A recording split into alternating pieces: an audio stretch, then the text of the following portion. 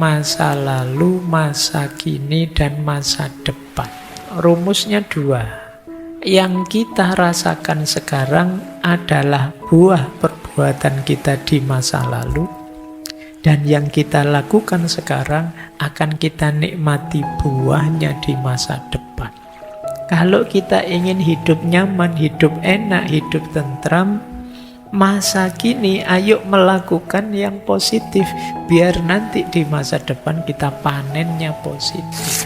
Mengaji Hening bersama Dr. Fahrudin Faiz. Mari kita simak. Mencari ilmu. Tidak usah cari alasan macam-macam, yang penting belajar itu baik. Karena kadang-kadang kalau kita nambah alasan untuk kebaikan yang kita lakukan, kalau alasannya terpenuhi atau alasannya tidak ada, terus kita tidak menjalankannya. Belajar Pak, biar pinter. Nanti kalau pinter terus malas.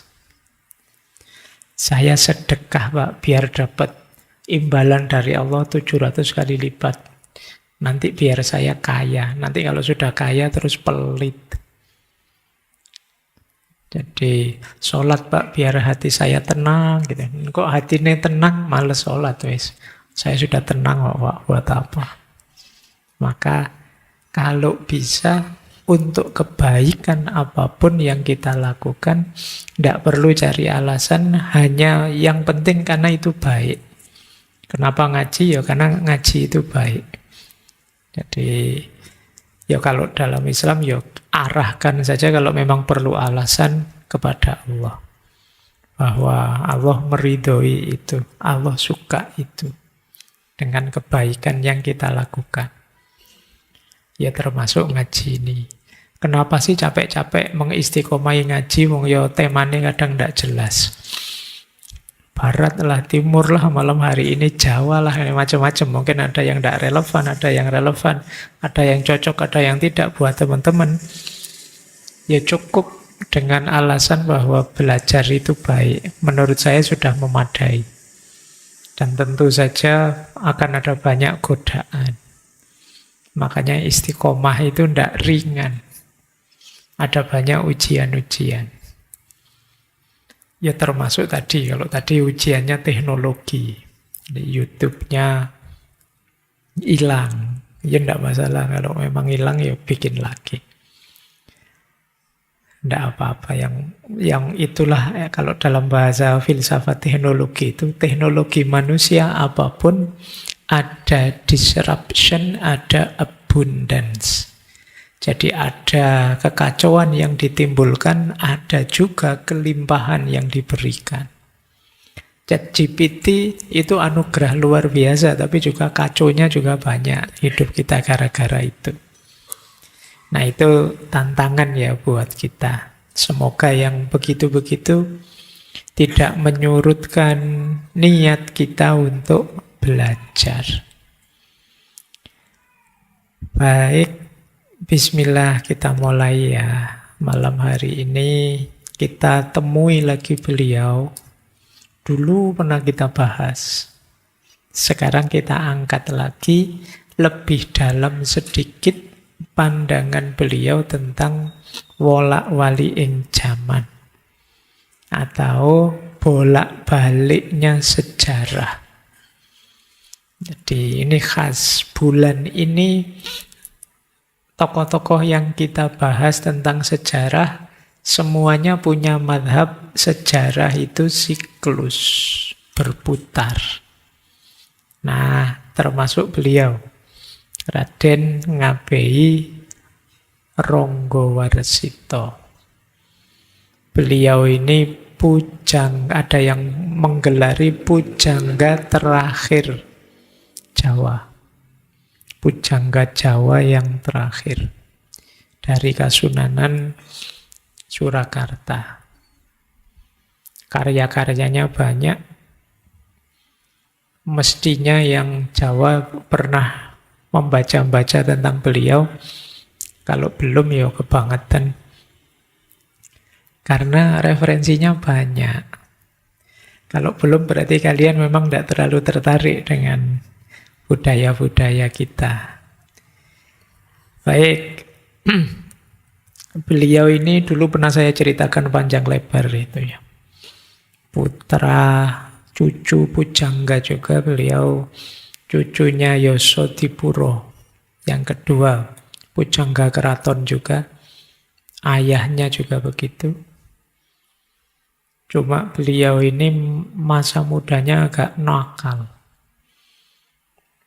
Nama asli beliau Bagus Burhan. Terus sama orang tuanya dipondokkan di Ponorogo, di pondoknya Kiai Kasan Besari, pesantren Gebang Tinatar. Nah, yo di pondok yo tetap rodok-rodok nakal, meskipun nanti ada momen, ya kalau bahasa saya meletik, ada momen konversi. Jadi momen beliau mengalami titik balik kesadaran, kemudian sangat serius belajar, mendalami tidak hanya sastra tapi juga spiritualitas. Sehingga kita kenal hari ini tokoh besar Raden Ngabei Ronggowarsito dengan karya-karyanya yang luar biasa. Nah, itu gambaran beliau ya. Meskipun nanti ketika bicara tentang sejarah, pandangan-pandangan beliau yang sirkuler tadi, yang banyak dikutip orang ya tentang kekacauan sejarah, khususnya zaman beliau. Jadi beliau ini ngalami beberapa kasunanan, beberapa sunan. Jadi beliau ngalami era Pakubuwono ke-7, ke-8, dan ke-9. Kalau di masa Pakubuwono ke-7, beliau ini harmonis dengan Ronggowarsito. Tapi mulai agak masalah di Pakubuwono ke-9. Pakubuwono 9 ini putranya Pakubuwono ke-6. Nah, ini agak masalah karena ayahnya Ronggowarsito itu difitnah yang membocorkan rahasia Pakubuwono 6 sehingga ditangkap oleh Belanda.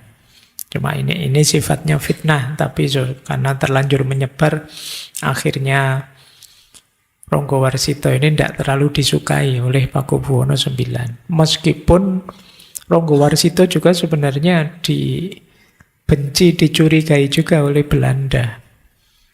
Karena karya-karya beliau itu banyak nyindir-nyindir, kemudian membangkitkan semangat juang rakyat kecil, dan lain sebagainya. Jadi itu gambarannya. Jadi beliau agak pahit di belakang, sampai terkenal sekali dengan zaman edannya, istilah beliau. Nanti kita banyak belajar itu ya malam hari ini. Tentang bagaimana siklusnya zaman atau wolak-wali ing zaman. Kalau itu siklus berarti ya kadang naik, kadang turun. Saya tidak tahu hari ini kita sedang naik apa sedang turun. Nanti kita lihat ya, kita cocokkan ciri-cirinya. Baik, bismillah, kita mulai. Nah, filsafat sejarahnya Raden Ngabei Ronggowarsito ini, ada yang menyebutnya ini jenis filsafat sejarah yang spekulatif futuristik. Biasanya orang ngomong sejarah itu kan masa lalu. Dulu terjadi apa, dulu mengalami apa, ada peristiwa apa. Tapi kalau membaca serat-serat beliau ketika membahas sejarah itu banyak juga yang sifatnya ke depan, futuristik. Besok akan ada ini, besok akan ada itu. Nah, itu ya ada bau ramalannya, tapi ramalan yang tidak sekedar ngarang. Jadi ada yang bilang kalau di barat itu Karl Marx itu materialisme historis. Nah, kalau di kita termasuk pikiran-pikirannya Ronggo Warsito itu mistisisme historis. Jadi sejarah yang ada bau mistiknya karena ada unsur ramalannya. Jadi tidak hanya menceritakan masa lalu, tapi juga meramalkan masa depan. Nah, ini konsep sejarah yang unik ya, yang khas. Nah, sejarah yang futuristik ini, ya, yang jenisnya ramalan ini, membutuhkan dua kompetensi, dua kemampuan. Yang pertama namanya sambegono. Sambegono itu harus cerdas dan punya daya ingat yang kuat. Yang kedua, nawang krido. Nawang krido itu mampu menangkap, memahami tanda-tanda alam, tanda-tanda zaman. Kalau dua ini digabung, orang Jawa menyebutnya ilmu titen. Jadi membaca fenomena sejarah tidak sekedar menceritakan fakta, tapi melihat gejala bahkan yang juga tidak terlihat. Jadi ada banyak ilmu titen itu ya, misalnya kalau situasinya seperti ini biasanya sih mau ada apa gitu. Itu namanya ilmu titen. Belajar dari sejarah dulu-dulu. Oh, kalau sudah sesama aliran berkonflik ini biasanya mau bubar sih ini. Ini titen. Selalu begitu yang terjadi memang. Nah, itu syaratnya dua memang. Butuh kecerdasan, yang kedua kejelian. Membaca tanda-tanda. Jadi membaca kalau dalam bahasa agama sunnatullah. Ayat-ayat Allah tidak hanya yang tertulis di Al-Quran, tapi juga yang tergelar. Nah, jadi kalian boleh menggeluti ilmu ini kalau merasa tertarik ya, karena saya tidak tahu sekarang jarang yang tertarik ilmu-ilmu ini. Kalian terlalu banyak mengandalkan ChatGPT hari ini. Mesinnya tambah pinter, kaliannya tambah males. Padahal ini dengan membaca ini kalian tidak sekedar menginfokan apa yang kemarin terjadi, ilmu yang sudah ditulis, tapi juga meramalkan, memprediksi apa yang akan besok terjadi. Nah, ini khas. Kamu tanya ChatGPT, dia tidak akan bisa jawab. Kira-kira 10 tahun lagi ada apa? Itu mungkin bingung dia. Tapi kalau yang kemarin-kemarin dia tahu. Tapi meramalkan masa depan mungkin dia ngarang saja, mungkin hanya menggabung-gabungkan data yang dia miliki. Tapi kalau yang versi Ronggo Warsito ini, ini yang disebut ilmu titen. Jadi kecerdasan dan kejelian. Membaca yang tidak bisa dibaca oleh orang biasa. Nah, kalian sebenarnya punya sih kemampuan seperti itu, tapi kan levelnya masih level rendah. Misalnya ada temenmu kok tidak pernah masuk kuliah, dikasih tugas tidak ngerjain, kamu kan bisa bilang, besok kamu mesti tidak lulus mata kuliah ini. Itu jenis itu sebenarnya. Ada temenmu gaya pacarannya tiap malam minggu masuk hotel, kamu bilang, ini tidak lama lagi mesti hamil ini. Ini kan ramalan sebenarnya, tapi kan dasarnya apa? Ayat yang kamu baca sekarang. Fakta yang kamu lihat sekarang, terus kamu simpulkan ke depannya nanti bagaimana. Cuma kan kalian memahaminya skala biasa, skala rendah. Nah, kalau seperti beliau ini bisa membaca mungkin sampai desiran angin, cuaca yang berubah, tidak jelas, dan lain sebagainya, mereka bisa membaca.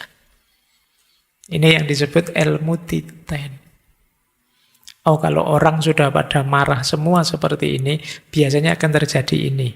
Tidak lama lagi akan begini. Kalau di Jawa itu kadang suara burung apa lewat itu ya dimaknai. Jangankan itu, hawanya agak sumuk, kayak ini kok agak sumuk ya, jangan-jangan sebentar lagi hujan. Bisa begitu. Mbok kamu baca buku fisika atau biologi yang manapun, tidak ada teori bahwa kalau sumuk itu sebentar lagi hujan. Tapi bisa diteorikan seperti itu. Itu kemampuannya namanya dua. Sambegono sama Nawang Krida. Tapi ini yo level dalam.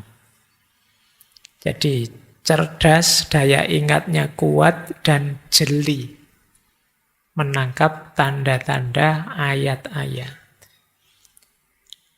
Terus orang yang punya dua kompetensi ini nanti disebutnya seorang yang waskito. Jadi orang yang bisa membaca, kamu belum cerita dia sudah bisa menebak. Kamu kesini utang mesti ya. Itu waskito namanya. Kita belum cerita, dia sudah bisa menebak apa yang kita inginkan. Isi pikiran kita terbaca. Mungkin dilihat dari kerut wajah kita, dilihat dari gaya ngomong kita, dia langsung bisa menebak. Orang ini namanya waskito. Meskipun nanti di level tertingginya, kewaskitoan ini kalau dalam agama kita menyebutnya makrifat. Pengetahuannya tidak sekedar membaca ayat-ayat alam sunatullah saja, tapi dapat informasi langsung dari Tuhan, dari Allah. Ini orang menyebutnya makrifat. Kita kadang menyebutnya orang yang punya ilmu laduni. Infonya langsung dianugerahkan oleh Allah. Orang Jawa menyebutnya waskito. Ada yang namanya waskito malam hari ini. Kalau ada sudah satu langkah menang, kamu tinggal mewujudkan namamu saja. Nah, baik. Cara pandang sejarah versi Jawa dari orang-orang yang waskito ini ada world view yang dulu pernah kita bahas 1 bulan tentang falsafah Jawa kelihatannya ya. Yaitu namanya cokro manggilingan. Jadi cokro manggilingan itu wolak-wali zaman itu perputa cokro itu seperti senjatanya Krishna itu yang berputar, itu yang manggilingan, yang berputar. Jadi seperti roda, seperti cakra yang berputar. Kalau diterjemahkan dalam bahasa Indonesia, hidup itu seperti roda yang berputar. Itu kalau dalam bahasa Jawa, filosofinya cokro manggilingan. Kadang di atas, kadang di bawah. Tidak ada orang yang di atas terus, tidak ada yang di bawah terus. Kemarin minggu pertama Spengler meramalkan bahwa Barat nanti pada saatnya juga akan susut kok ke bawah kok. Tidak mungkin dia di atas terus. Kemudian Malik bin Nabi juga begitu. Sekarang umat Islam baru di bawah. Dulu umat Islam di atas. Dan akan seperti itu sejarah. Tidak ada orang yang jaya terus, tidak ada yang terpuruk terus. Akan selalu ada perputaran. Nah, untuk bisa menyikapi cokro manggilingan sekaligus membangun pribadi yang waskito, yang mampu punya kecerdasan dan kejelian, prosesnya 2. Yang pertama ngelmu, yang kedua laku. Nah, yang kita lakukan malam hari ini jenis ngelmu, belajar, mencari wawasan, nambah pengetahuan. Yang mungkin jarang dan sulit kita lakukan aspek lakunya. Nah, padahal ini satu paket. Makanya dulu mungkin kita pernah belajar satu quotes dalam peribahasa Jawa yang bunyinya ngelmu kuwi kelakone kanthi laku. Jadi berilmu itu tuntasnya dengan laku. Laku ini bisa bermakna 2. Bisa bermakna tirakat dalam prosesnya, bisa juga bermakna implementasinya. Maksudnya apa? Yang pertama, ngelmu itu harus disertai laku. Sepanjang kita belajar, ayo kita ada tirakatnya. Jangan nyari seneng saja. Apalagi ditambah maksiat, ditambah bohong, ditambah curang. Ilmumu tidak akan nyampe puncak. Jadi sering saya ilustrasikan ya, kenapa sih Pak? Kan yang penting meskipun saya bohong, ilmunya tetap bisa masuk.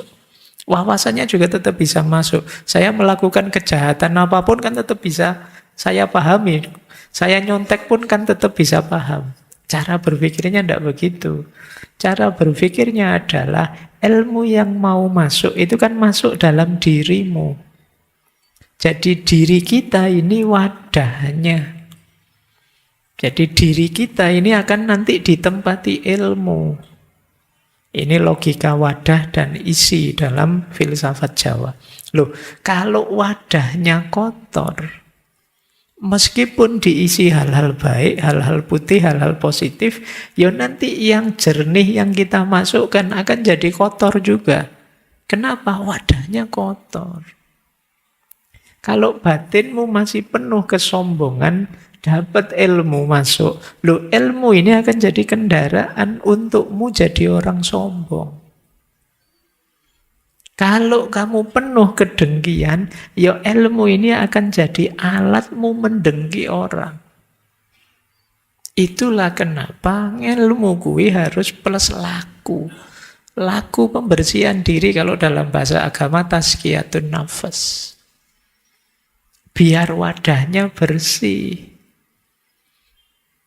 Jadi ini untuk teman-teman ya mungkin dosenmu tidak ngerti kamu curang. Dosenmu tidak tahu kamu ngopi saja dari Google, dari ChatGPT dan lain-lain. Tapi masalahnya tidak sekedar nilai. Kalau sekedar nilai sebenarnya nggak terlalu rumit. Kamu sowan saja sama dosennya sambil nggawa salak 10 kilo mungkin aman.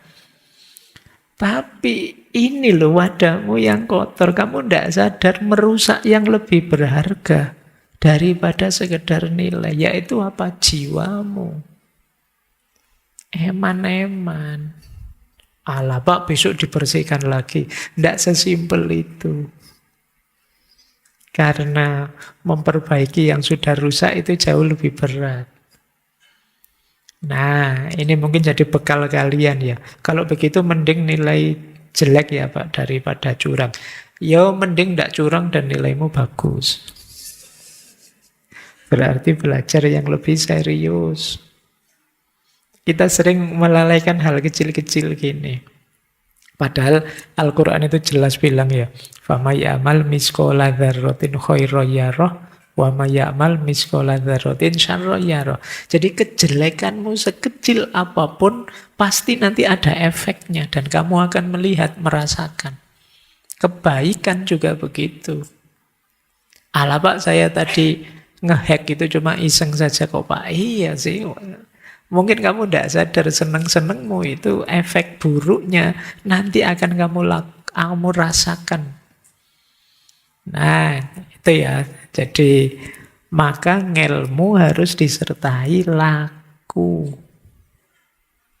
Itu makna pertama. Makna kedua, ngelmu kelakone kanthi laku ya tentu saja jangan cuma berhenti di pengetahuan. Wujudkan dalam amalan, dalam tindakan, dalam perbuatan. Jangan sekedar ceramah tentang kejujuran, jujurlah. Jangan sekedar menasehati tentang keberanian, kamu sendiri harus berani. Itu ngelmu kelakone kanthi laku. Jangan ngeritik orang saja, mbok yo yang kritis, mbok yo yang jeli dan lain sebagainya. Kamu sendiri jadilah orang yang kritis. Itu ngelmu kelakone kanthi laku. Nah, kalau sudah bisa menghidupkan ini, ya nanti kalau dalam filosofi Jawa kamu akan menjelma jadi seorang yang jernih visinya, jernih pandangannya. Ngerti sebelum diberitahu, weruh sadurunge winarah. Itulah cirinya orang yang waskita. Nah, ini ya, ini bahasa saya, ini konteksnya filsafat sejarah tadi yang spekulatif futuristik. Saya lanjutkan. Baik, saya tidak melihat ini dasarnya saja. Sekarang masuk ke sejarah karena ini agak panjang. Saya membawa 3 serat malam hari ini. Yang pertama serat Kolotidho, nanti ada serat Joko Lodang, dan yang ketiga serat Sabdo Jati. Ini ada hubungannya dengan sejarah tiga-tiganya. Sebenarnya ada yang luar biasa, serat Wirid Hidayat Jati. Saya masih ragu-ragu mau menyampaikan, kalian nyampe apa enggak. Perlu dasar yang agak khusus. Nah, sekarang kita masuk ke sini dulu. Kita bicara teorinya dulu, terus masuk ke serat-seratnya. Siklus zaman itu seperti apa? Versinya beliau Ronggowarsito. Zaman itu akan terus berputar. Dari zaman Kolotidho, kemudian jadi Kolobendu, dan pada akhirnya masuk ke Kolosubo. Kolotidho itu zaman kebingungan, Kolobendu zaman kerusakan, Kolosubo itu zaman makmur tentram. Kalau sudah makmur nanti akan bingung lagi, masuk ke zaman Kolotidho. Kalau sudah bingung akan rusak lagi, kemudian akan makmur lagi, akan terus begitu siklusnya. Sekarang kita lihat ya, kita awali dari Kolotidho. Kolo itu artinya waktu, Tidho itu artinya keraguan-raguan, ketidakpastian. Sebelum zaman Kolotidho kan tadi zaman Kolosubo. Kolosubo itu zaman stabil, zaman mapan. Jadi setelah mapan itu biasanya muncul ini, Kolotidho ini. Cirinya apa? Kata Ronggowarsito, orang itu kalau sudah hidup enak, hidup nyaman, biasanya visi hidupnya adalah tidak ingin kehilangan kenikmatan hidupnya. Tidak ingin kehilangan kesenangannya. Akhirnya apa? Jadi egois. Tidak mau disentuh, tidak mau diganggu. Saya sudah enak ini, jangan disenggol-senggol. Tumbuh jadi egois. Di sini diawali zaman Kolotidho. Jadi orang ingin enaknya sendiri, ingin menang terus, ingin senang terus. Dia akan resisten, dia akan marah, dia akan baper kalau merasa kesenangan, kenyamanannya diusik. Ini cirinya zaman Kolotidho sudah.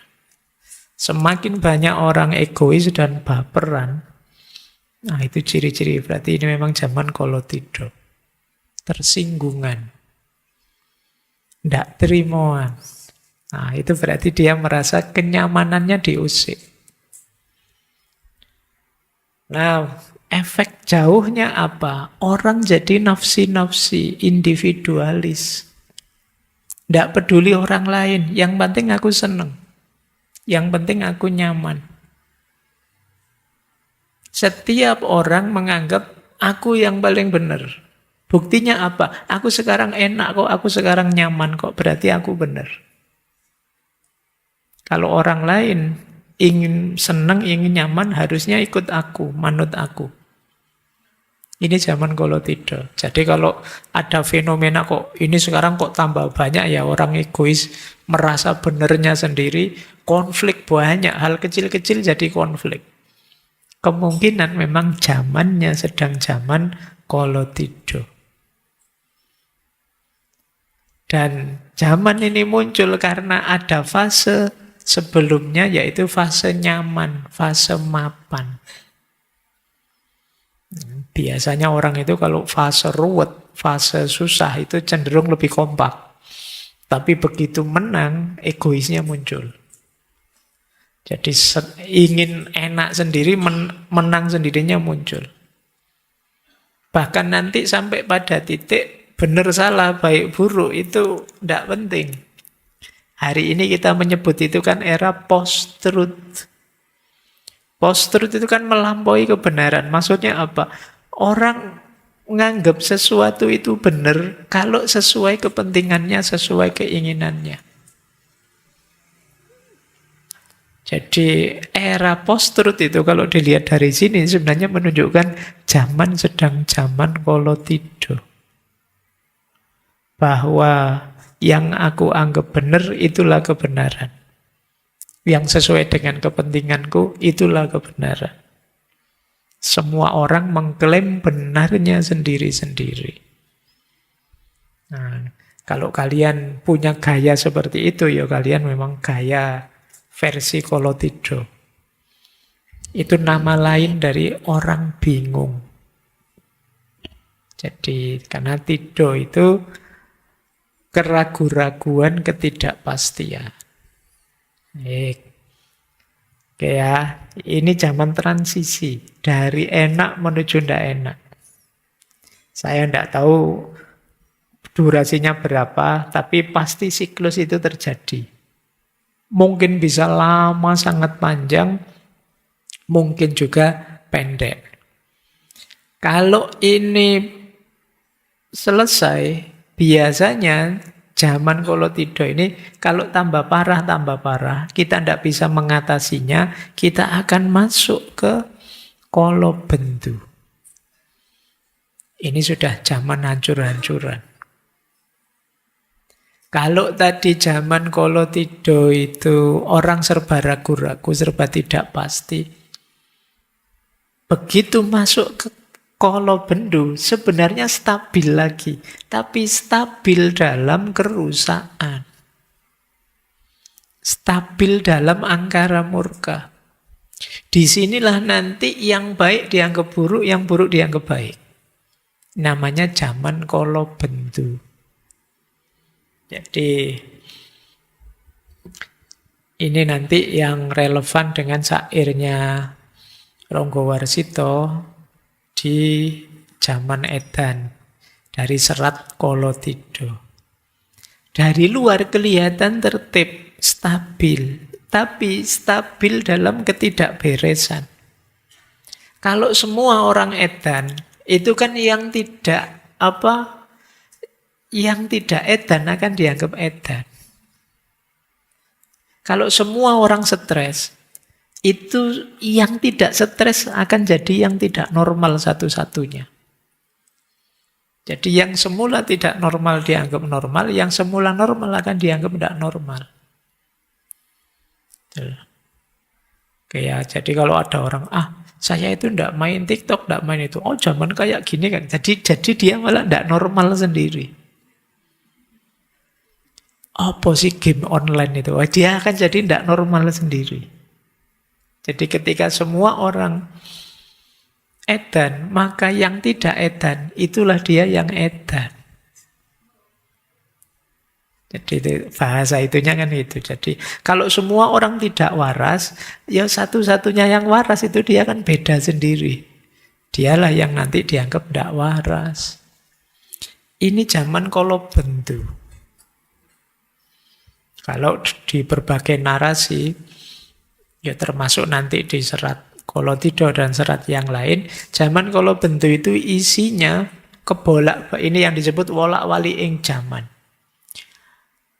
Yang zolim malah dipuji-puji, yang dizolimi dimaki-maki. Nah, sekarang kan banyak istilah-istilah memaki yang terzolimi. Alah kamu playing victim aja. Malah kita sering ada banyak diksi-diksi untuk menyerang orang yang terzolimi hari ini. Nah, jadi banyak tindakan tidak adil. Yang jujur ditertawakan. Yang jahat dianggap keren. Wah, hebat orang ini, keren. Berani dia. Nah, itu padahal itu kejahatan. Orang yang mulia disingkirkan. Yang jahat mendapat derajat. Aturan dijungkir balikkan, nilai diputar balikkan. Yang wanita kehilangan rasa malu, yang laki-laki kehilangan kehormatan. Ini kolobendu.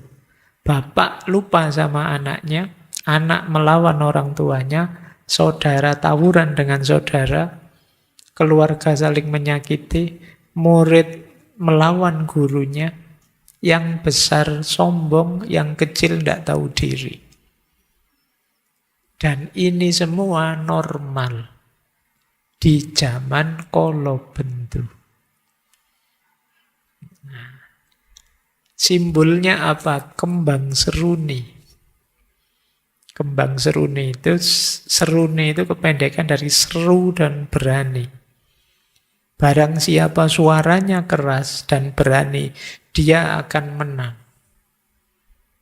Punya pengaruh besar. Entah dia orang pinter maupun tidak pinter, sing penting berani teriak-teriak, berani tampil, maka dia akan punya pengaruh. Ini cirinya zaman kolobendu. Ketika yang negatif-negatif, yang rusak-rusak dianggap normal. Nah, kira-kira kita di zaman apa? Tadi kamu nganggapnya, wah kalau tidur ini Pak kita. Begitu kalau bendu, loh jangan-jangan kita kalau bendu. Atau jangan-jangan tiap zaman ada kalau bendunya sendiri, ada kalau tidurnya sendiri.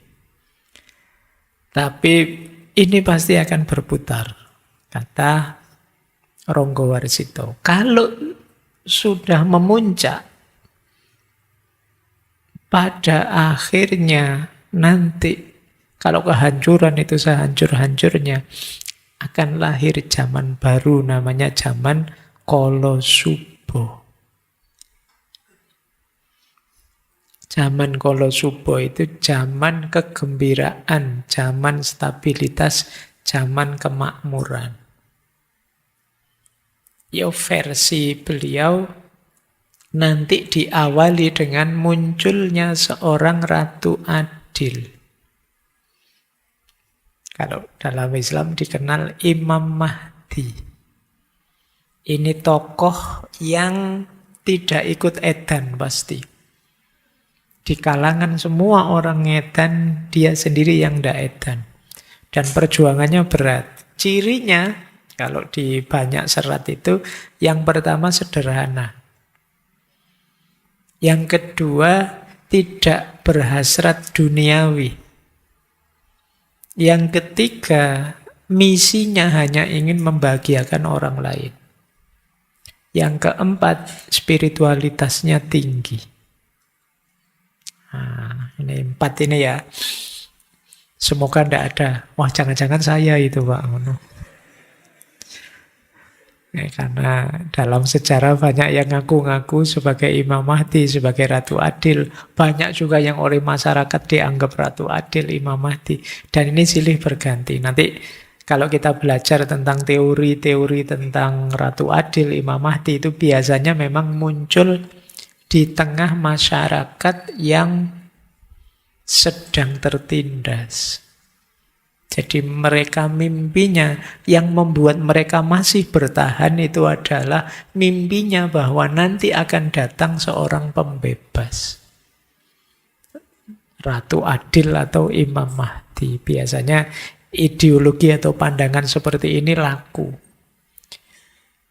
di masyarakat yang sangat tertindas. Makanya Ronggowarsito tadi banyak dibenci oleh Belanda karena ideologi Ratu Adil ini membuat masyarakat optimis, siap selalu berjuang.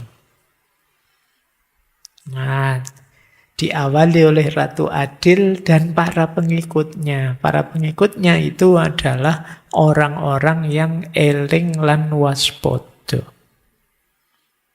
Orang-orang yang hidup dalam kesadaran dan kewaspadaan. Ini orang yang tidak ditelan oleh zaman Kolosubo tadi.